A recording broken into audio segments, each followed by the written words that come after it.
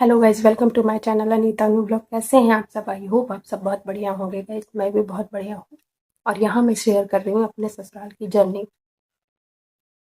तो कुछ लोगों का कमेंट्स आ रहा है मेरे पास कि जो मेरे केस से रिलेटेड मैंने आप लोगों से बताया था कि सामने वाली पार्टी यानी मेरे हस्बैंड के वकील मुझसे समझौता की बात किए थे, समझौता के लिए बोल रहे थे। तो क्या आप समझौता करोगे? क्या आप अपने हस्बैंड के पास वापस जाओगे? क्या आप ससुराल वापस जाओगे?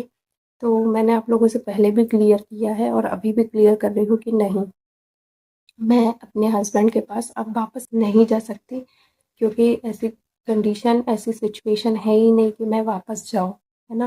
मैं वापस उस नर्क में नहीं जा सकती। और क्यों नहीं जा सकती? क्योंकि मेरे पास अब मेरी बेटी भी है, ठीक है? मैं अकेली भी रहती तो ठीक है, लेकिन मैं उस नर्क में वापस नहीं जा सकती, क्योंकि उस इंसान का ना मुझे इतना सा भी, कहते हैं, इतना सा भी भरोसा नहीं है। क्योंकि उस इंसान ने ना मुझसे इतने झूठ बोले कि अब वो वाक़ई में मुझसे आके सच भी बोलेगा ना, तो भी मेरे को बिलीव नहीं होगा। और रही बात वहाँ जाकर रहने की, तो भाई 2 साल से जब मेरा केस लगा हुआ है, शादी के तो 6 साल हो चुके हैं, है ना? तब उसे कुछ चीज़, कुछ ज़िम्मेदारी, कोई बेटी, बीवी, किसी के बारे में उसने कुछ नहीं सोचा, ठीक है? अचानक से अब उसे समझौता याद आ रहा है, और वो समझौता सिर्फ़ कहने की है, करना उसको कुछ नहीं है, साफ बता रही हूँ। है ना? मतलब ऐसे लोग ऐसे हैं कि कब अपना उल्लू सीधा करना है ये बहुत अच्छे से जानते हैं, कि हाथ पैर भी जोड़ना है ना हमको तो कब जोड़ना है। ऐसे लोग बहुत अच्छे से जानते हैं। तो ये इंसान मुझे पता है कि सुधरा तो नहीं है, और शायद मैंने बहुत पहले ब्लॉग में भी आप लोगों से शेयर किया है कि ये इंसान कभी समझौता के लिए भी एग्री नहीं होगा, लेकिन जब इसे लगेगा ना कि लास्ट मोमेंट पे, कि जब बिल्कुल गले पे आ गई हमारे, कहना चाहिए, तो ही, जब इसकी अटकी पड़ेगी तो ही ये समझौता के लिए बोलेगा, नहीं तो नहीं बोलेगा। और अभी भी पूरे एविडेंस है मेरे पास, है ना? इसके खिलाफ मेरे पास पूरे एविडेंस है। और भाई, गलत हो तो गलत रहोगे, है ना? तुम चीख चीख के चिल्ला लोगे, तुम्हारा पूरा परिवार उसमें भी शामिल हो जाए, तो तुम झूठ को सच नहीं बना सकते। जो है सो है, गलत है तो गलत ही है, और जो सच है तो वो सच है ना? और रही बात समझौता की, तो मैंने आप लोगों से पहले भी शेयर किया है कि उसके वकील ने मुझसे ये पूछ लिया था तुरंत कि आप रहना चाहोगे कि नहीं, तो मैंने साफ बोल दिया था कि अब रहने की कोई गुंजाइश नहीं है वहाँ। क्योंकि भाई, जिस टाइम पर मुझे और मेरी बेटी को उसकी ज़रूरत थी, उस टाइम पर वो नहीं था, उसने धिक्कार दिए ना। उस टाइम पे वो अवेलेबल नहीं था, उस टाइम पे वो कहीं और बिजी था, है ना? आज मेरी बेटी 5 साल की हो चुकी है, उसका बचपन तो धीरे धीरे बीत ही रहा है ना? पर कहते हैं ना, एक समय पर हमें वो चीज़ की ज़रूरत रहती है, वो ना मिले, और समय निकल जाने के बाद वो चीज़ मिले तो उसकी कोई वैल्यू नहीं रहती, है ना? आज की डेट में मेरी बेटी भी उसको शायद पापा बोलने के लिए एक्सेप्ट ही नहीं करेगी, क्योंकि उसने ना, मतलब अपना बचपन, जब से वो बड़ी हुई, जब से बच्चा थोड़ा समझता है ना, रिश्तों को पहचानने लगता है कि ये मेरे मामा हैं, ये मेरी माँ है, ये मेरी मौसी है, ये मेरी बुआ है, ये दादा दादी।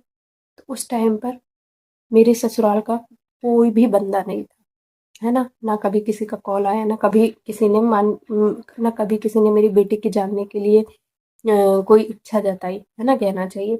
ना किसी को इंटरेस्ट था, क्योंकि उस घर में बड़ा बेटा, बहू और उसके बच्चे ही, मतलब उसकी दादी के लिए भी वही सब कुछ है, उसकी बुआओं के लिए, सबके लिए वही सब कुछ है। मैं और मेरी बेटी का किसी को कोई मतलब नहीं। सीधी बात, गलत मेरे साथ ही किया, लेकिन मैंने उसके लिए आवाज़ उठाई, तो उल्टा इन लोगों ने मेरे ही खिलाफ खड़े हो गए, है ना? तो ठीक है ना, हमने तो वो समय काटा, और आगे जो होगा वो ईश्वर की मर्जी, मैं तो कहती हूँ। लेकिन हाँ, मैंने वकील से साफ बोल दिया था कि अब रहने की कोई गुंजाइश नहीं है। तो उसका समझौता ऐसा है कि आप क्या डिमांड रख रहे हो, वो डिमांड रखो, है ना? और मतलब केस को बाहर ही रफा दफा करो। तो मैं आपसे साफ और क्लियर बात कर रही हूँ। मैंने ये भी पहले भी बोला कि मुझे उसके वकील पे भी भरोसा नहीं है, मुझे किसी पे भरोसा नहीं, क्योंकि ना, जब केस लगा था तब भी उन लोगों ने यही चीज़ बोला था कि आपकी डिमांड रखो, है ना, आप क्या चाहते हो। और उसके बाद फिर इन्होंने सामने वाले का पक्ष जाना, ठीक है? उसके बाद फिर इन्होंने क्या किया, जैसा चल रहा है वैसे कि पेशी पे पेशी देते जाओ, हमको तो इसको कुछ देना नहीं है। क्योंकि उस समय भी जब ये पहली बार आया था, तो इसकी कैबिन में, मतलब इसके वकील के कैबिन में मुझे बुलाया गया था, और मेरा वकील लेट आया था, है ना, कैबिन में भी लेट आया था। मुझसे पूछा गया इसके वकील ने कि तुम क्या चाहती हो? मैंने उस समय उसको साफ बता दिया था, है ना? फिर क्यों नहीं किया इसने समझौता? आज 2 साल के बाद क्यों समझौता इसको याद आ रहा है? उस समय भी तो मैंने क्लियर कट इसको बताया था कि मैं क्या चाहती हूँ। भाई तुम्हारी बेटी है, उस घर का हिस्सा है वो, है ना? चाहे लड़का हो, चाहे लड़की हो, पिता की प्रॉपर्टी में सबका बराबर का हक है। अगर मेरे को बेटा नहीं है तो बेटी है ना? तो तू बाप है ना? तू भी एक पिता है, तेरी भी ज़िम्मेदारी है। तू सोच ना, तू अपनी बेटी को क्या दे सकता है? तू वो समय लौटा सकता है जब मेरी बेटी को पिता के प्यार की ज़रूरत थी? समय लौटा सकता है क्या? वो समय लौटा सकता है जब मैं 6 महीने की बेटी को लेके अपने मायके आ गई थी? क्या तू वो समय लौटा सकता है जब मैं प्रेग्नेंट थी और मुझे तेरी सबसे ज़्यादा ज़रूरत थी? और तू नहीं था ना, कहीं और बिज़ी था। मेरी डिलीवरी का टाइम, मेरी पूरी 9 मंथ की डिलीवरी पीरियड, उसके बाद मेरा जो डिलीवरी हो गई उसके बाद का समय, और उसके बाद मेरी बेटी आज 5 साल की हो चुकी है। इतना लंबा समय वाइफ को अपने हस्बैंड की सबसे ज़्यादा ज़रूरत थी। तू था क्या उस समय अवेलेबल? नहीं। ठीक है? आफ्टर डिलीवरी तूने मेरे साथ कैसा बिहेव किया? जब बच्ची छोटी थी, कभी तूने गोद में उठाया कि ये मेरी बेटी है तो मैं इसको खिला लूँ, घुमा लूँ? नहीं। तुझे जेठानी के बच्चों से फुर्सत मिले तब तो तू अपने बच्चों के लिए सोचे। तुझे जेठानी से फुर्सत मिले तब तो तू अपनी बीवी के लिए सोचे। नहीं सोचा? तेरे को उधर अच्छा लगता था, मैंने छोड़ दिया तेरे को उसी के पास रहना। कोई दिक्कत नहीं, तेरे को उसके साथ अच्छा लगता है, जिसके साथ अच्छा लगता है के साथ रह। मेरे को कोई मतलब नहीं है तेरे को जहाँ जाना है, जो करना है। हाँ, लेकिन मेरी बेटी का जो हक है वो उससे मिलेगा ही मिलेगा, और वो तुझे देना ही पड़ेगा, है ना? क्योंकि मैं साफ बोल रही हूँ, मैं कोई भगोड़ के नहीं आई थी, बकायदा शादी हुई है। और तू ऐसे ही किसी की लाइफ बर्बाद नहीं कर सकता, है ना? तू रहने की तो कोई गुंजाइश ही नहीं, लेकिन जो बेटी का हक है वो तू दे। सीधी और साफ बात, इसमें बातचीत करने की क्या है? इन लोगों ने पहले भी हम लोगों से बातचीत किया था, उसके बाद जब हम लोगों ने बताया तो फिर नहीं, कुछ नहीं। हमारा केस 2 साल तक चला ना, चाहते तो पहले पैसे में हमारी सारी चीज़ें निपट सकती थी, लेकिन उस इंसान ने उस समय नहीं किया, कि उसको पता था कि मेरे को परेशान करना है। वो ये चाहता था कि हम इसको परेशान करें, थक-हार के ये खुद ही केस बंद कर दे या कह दे कि कहानी ख़त्म करो, हमें नहीं करना केस। मतलब इनका यही था। और अभी भी ये समझौता पता क्या करेंगे? कहेंगे हाँ, थोड़ा-सा पैसे-वैसे दे देंगे, कहेंगे हो गया मेरे पास इतना ही है, अब कुछ नहीं है, मैं कुछ नहीं करता हूँ, फलाना-ढिमका। ये ये यही चाहते हैं, समझौता के नाम पर ये यही करेंगे, है ना? तो इनकी वो जाने, जो होगा वो कोर्ट से डिसाइड होगा।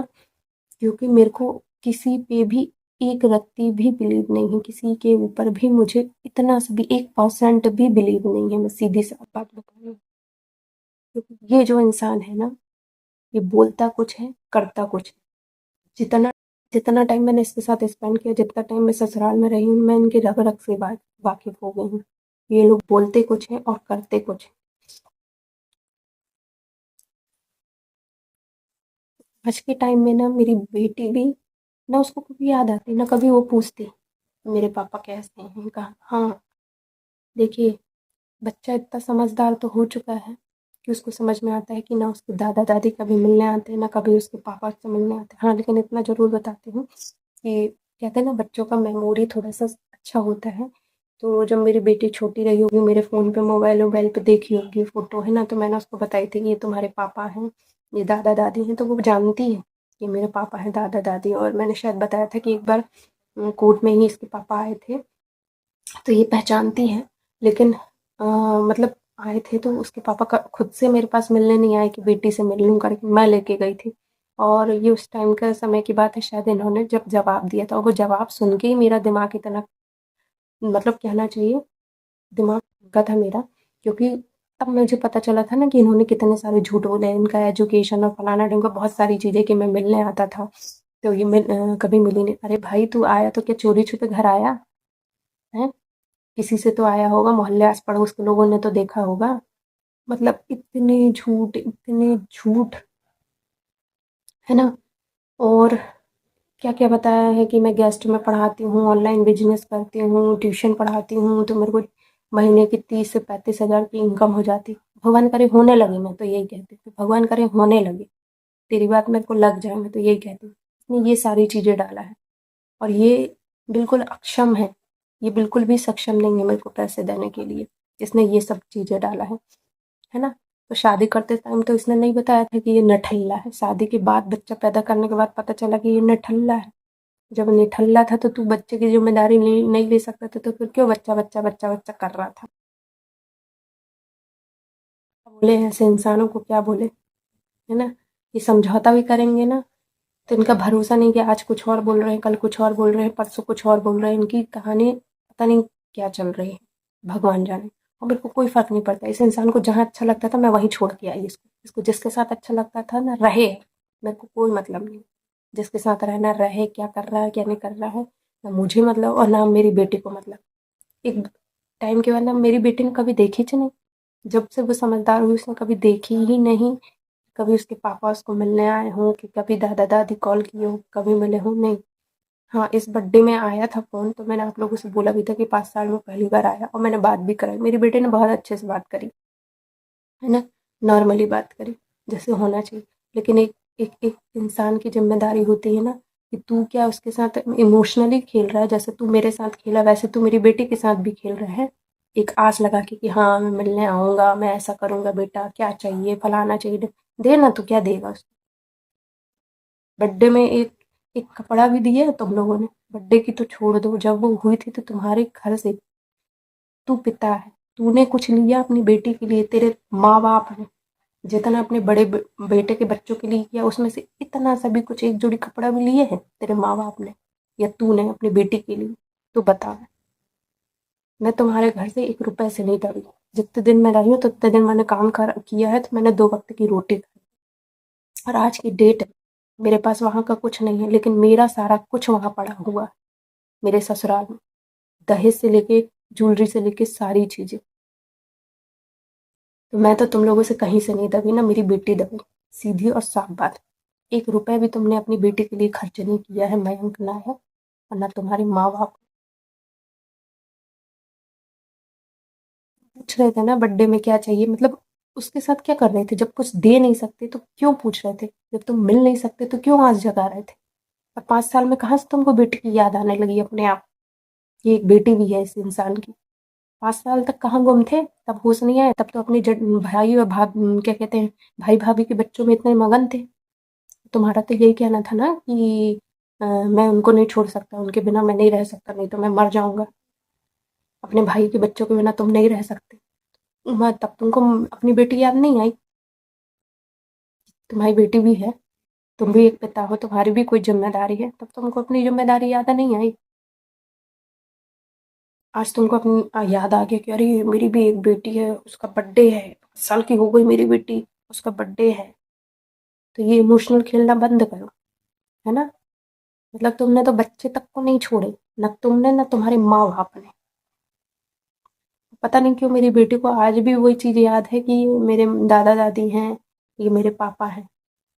मैं कोर्ट गई थी, वो इंसान पहली बार, मतलब इतने टाइम के बाद, 3-4 साल हो गए होंगे उस समय, मेरी गोदी में मेरी बेटी थी, पर वो इंसान 2 कदम बढ़ा के मेरा कैबिन और मेरे उसके वकील का कैबिन और मेरे वकील का कैबिन अगल बगल में है, पर उस इंसान ने इतनी जहमत नहीं उठाई कि 2 कदम आके अपनी बेटी से मिल ले। मेरे से तो नहीं, अपनी बेटी से। तब इसको होश नहीं आया जब सामने इसकी बेटी थी, है ना। अभी मेरे को फ़ोन लगा के बर्थडे में, मैंने आप लोगों से ब्लॉग में भी शेयर किया, सिर्फ इमोशनली गेम खेलना, है ना। सिर्फ ये करना चाहता था, तब इसको होश आया। सामने थी तब या होश नहीं आया। उस समय मेरी बेटी मुझसे कह रही थी कि मम्मी, मैं अपने ना पापा को समझाऊंगी तो अपन साथ में रहेंगे। मेरी बेटी उस समय ये कह रही थी, मतलब मेरी 2 साल की रही होगी मेरी बेटी, या 3 साल की रहेगी, उस समय की बात है ये, है ना। दो, आई थिंक, मतलब 2 से या 3 साल की रही होगी मेरी बेटी। वो बच्ची उस समय कह रही थी मैं पापा को समझाऊंगी, पर इस इंसान को नहीं समझ में आया कि इसकी एक बेटी है। मैंने अपनी बेटी को कहा, बेटा अगर तेरे पापा इतने समझदार होते ना तो आज अपन ये कोर्ट में नहीं बैठे होते।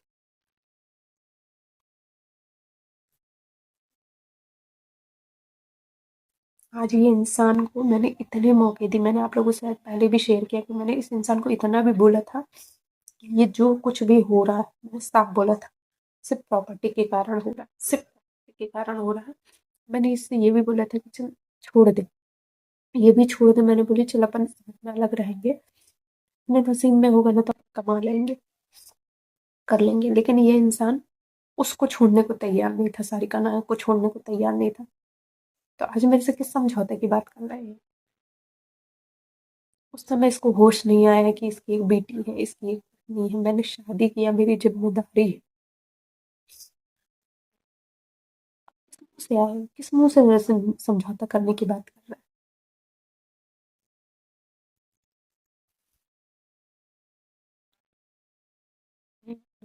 वो समय मेरा वापस नहीं लौटा सकते। मेरी जो शादीशुदा लाइफ तुमने बर्बाद की है ना, वो नहीं लौटा सकते। मेरी बेटी का बचपन वो समय नहीं लौटा सकते।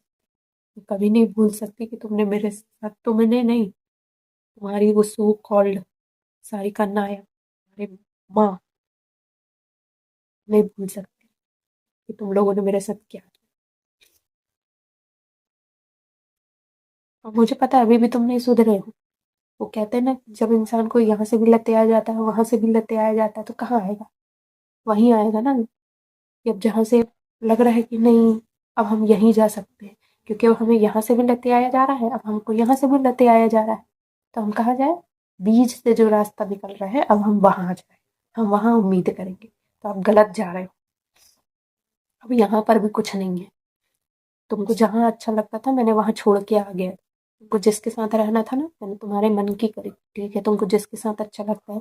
तुमको अपने बच्चे की जिम्मेदारी नहीं लेना था, तुमको वो बच्चों के बिना तुम नहीं रह सकते थे, तुम रहे। उस औरत के बिना तुम नहीं रह सकते थे, तुम उसी के साथ में छोड़ के आई। तुमको रहो ना, क्या तकलीफ? रहो, पालो उनके बच्चों को, करो। मेरे से अब उम्मीद मत। ये तुम्हारी आदत है, ये तुम्हारी फितरत है, ये तुम्हारी गलती नहीं है। गलती होती तो कब की सुधर गई होती। और ये गलती तुम्हारी अकेली नहीं है, सारिका नायक, बिमला नायक, सबकी, तुम्हारे पूरे परिवार की है। और मैं जब तक जिंदा हूं ना, तब तक मेरी आत्मा यही दुखी होगी, जब तक मैं ये नहीं देख लेती कि तुम्हें तुम्हारे कर्मों का दंड मिल रहा है कि नहीं। और वो मिलेगा, मेरे आंखों के सामने मिलेगा। क्योंकि तुम लोगों ने जो मेरा और मेरी बेटी के साथ किए हो ना, ईश्वर तुम्हें कभी माफ नहीं करे। जब जब अपनी बेटी को देखती हूँ ना, मुझे तुम्हारे ऊपर बहुत गुस्सा आती है, सही बता रही, क्योंकि उसमें मेरी बेटी की कोई गलती नहीं थी। मतलब एक ही परिवार के एक बच्चों के साथ अलग बिहेव, एक बच्चों के साथ अलग बिहेव किया जाए। मेरी बेटी की कोई गलती नहीं थी जो उससे पिता का प्यार छीना गया, उससे दादा दादी का प्यार छीना गया। दादा दादी को प्यार हो तब तो करेंगे। पिता कहीं और भी थी, पिता को होश हो तब तो। पिता को तो होश ही नहीं है। इनकी एक औलाद है। ठीक है ना, तुमने जो किया तुम जानो, मेरे से कोई उम्मीद नहीं रखना, और ना मेरी बेटी को अब तुमसे कोई मतलब है। क्योंकि उसने कभी देखी ही नहीं तुमको, कि कभी तुम आए हो, कभी मिले हो, कभी कुछ दिलाए हो। कि एक रहता है ना कि माँ बाप की झगड़े तो ठीक है एक साइड, लेकिन बच्चा तो खुद का है ना तुम्हारा। बच्चे के लिए तो सोचते तुमने नहीं। आज भी तुम अपने मतलब के लिए उसको कॉल लगाए हो, ये बहुत अच्छे से मैं समझ गई। बर्थडे में भी जो तुमने कॉल लगाया था ना, तुमने अपने मतलब साधने के लिए लगाया था। तो बच्चे ना सच बोलते हैं, एक चीज बता दे रही हूँ। और जब ऐसी परिस्थिति में बच्चा पलता है ना, तो वो अपने आप इतना समझदार होता है कि उसे चीजें समझाने की जरूरत नहीं पड़ती, वो खुद समझता है कौन क्या कैसा है मेरे साथ।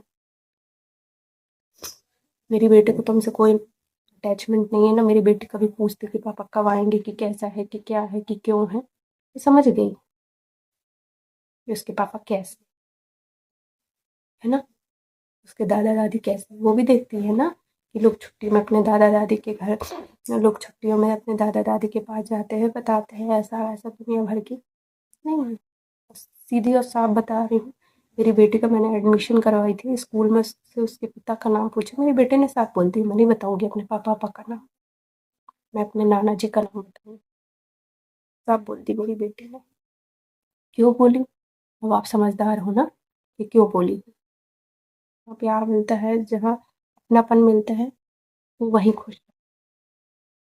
नहीं देखी कभी अपने पापा को, तो उसको कोई मतलब भी नहीं कि उसके पापा कहाँ है क्या है। हाँ वो जानती है, मतलब फोटो में फेस जानती है कि हाँ ये मेरे पापा है, और पापा कहाँ रहते हैं, दादा दादी, ये भी पता है उसको। बाकी उसको कोई अटैचमेंट नहीं। मैं आप लोगों को एक अपडेट दे दूँ कि कल मेरी पेशी है, देखते हैं अब क्या होता क्या नहीं होता, जैसा भी होगा मैं आगे के ब्लॉग में आपको उसकी अपडेट देती रहूँगी। तो फिलहाल इस ब्लॉग में इतना ही, आगे की चीज़ें मैं नेक्स्ट ब्लॉग में शेयर करूँगी। तब तक के लिए बाय बाय, खुश रहिए, स्वस्थ रहिए और मस्त रहिए। और हाँ, जो भी मेरे चैनल पर पहली बार आए हैं, प्लीज़ मेरे चैनल को लाइक शेयर और सब्सक्राइब कीजिएगा। मिलते हैं अपने नेक्स्ट ब्लॉग में, तब तक के लिए बाय बाय, खुश रहिए। Thank you for watching.